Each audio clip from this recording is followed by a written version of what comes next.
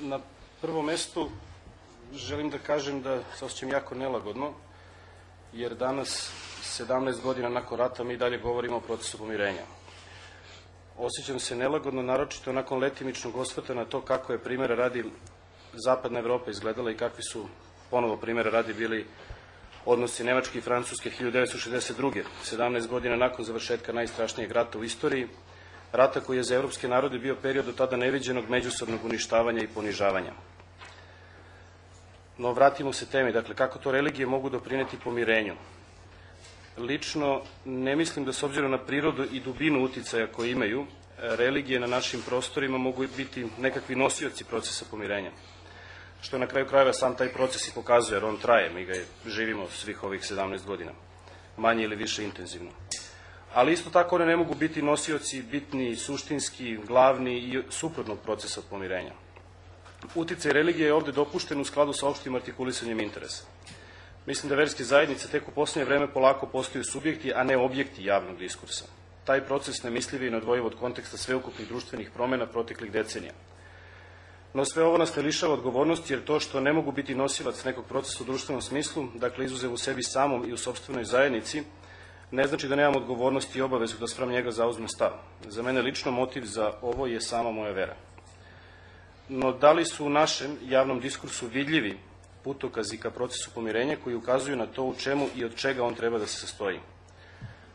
Hrvatski predsednik Ivo Josipović nedavno je u jednom intervjuu ukazao na to šta u konačnom smislu znači pomirenje i odakle ono treba da dođe. Predsednik je govorio o nemogućnosti ili pak mogućnosti približno istog pogleda na naročito skoriju istoriju sa strane Srba i Hrvata. Uprkos tome što dalje tog intervjua pokazuje zašto je takvo pomirenje trenutno nemoguće, verujem da ove reči sadrže duboku istinu. Pomiriti se znači imati isti pogled i stav o prošlosti, pomiriti se znači isto čitati istoriju.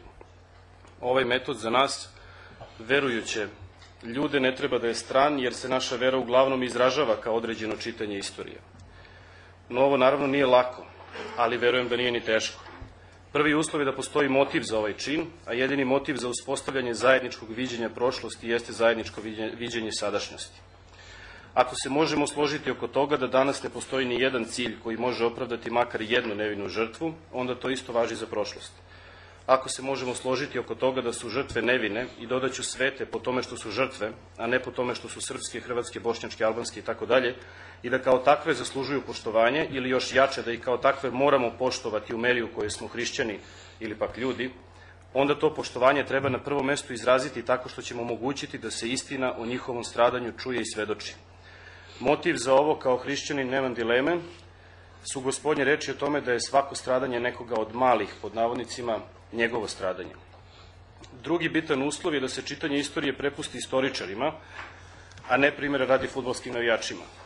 Pa onda ti istoričari u našem konkretnom slučaju treba da se dogovore kada ta istorija počinje, gde je pravi osnov ili osnovi problema koji danas živimo. Verujem da za naše današnje probleme nisu direktno odgovorni upreko svemu vekovi. Ono što nas interesuje opisuje se granicama možda jednog stoleća, kako sa tačke gledišta objektivnih istorijskih uslovljenosti, tako i subjektivnih razloga. Pod subjektivnim razlozima podrazumevam lično iskustvo koje oblikuju danas žive ljude. To što su naime moj otac, majka, supružnik, brat ili sestra, deda ili baba i slično ubijeni, primjera radi u Jasenovcu, Glini, Foči, Sarajevu, Srebrenici, Vukovaru, Kninu ili Peći, se nije dogodilo samo njima, nego se dogodilo i meni. Nakon toga, na prvom mestu treba prebrojati kosti, jer istoriju uglavnom one i čine, naročito one nezakopane i rasute. Sve ovo mora da bude zajednički zadatak, tako da ne postoji ni jedna kost nekog Srbina, Hrvata, Bošnjaka, Jevrejina ili Albanca, oko čijeg se imena i razloga zašto je prevremeno taj čovek postao kost neće složiti sva 4 istoričara, poslovična. Neki su naime prevremeno postali kosti zato što su mnoge druge takođe prevremeno učinili kostima. Ako me pitate da li je to pravedno, mislim da nije, naročito iz perspektive Božije pravde koja je ljubav. No ni sam ne znam, priznajem kako bih se uprko svemu što jesam, ili možda baš zato, odnosio prema ubici nekog deteta, ma kako se ono zvalo i ma kako se on zvao. Zato reći ću i ovo, za mene kao hrišćanina svaka je nevina žrtva moj otac ili majka, brat ili sestra. I to sa svojim imenom i prezimenom. Albanac čije je telo pronađeno u hladnjači u Dunavu je moj albanski otac. Nenaoružani hrvatski mladić ubijen u Vukovaru je moj hrvatski brat. Onaj bošnjački momčić kome u Trnovu u Bosni zločinac uz satansko iživljavanje puca u leđa je moj bošnjački sin, premda malo stariji od mog sina. Verujem i znam da ima i Hrvata, Bošnjaka i Albanaca koji će isto ovo reći i za srpske žrtve. I konačno mislim da je ovo osjećanje i saznanje jedini temelj na kojem se može graditi neka građevina istinskog mira među narodima koji ovde žive. Hvala.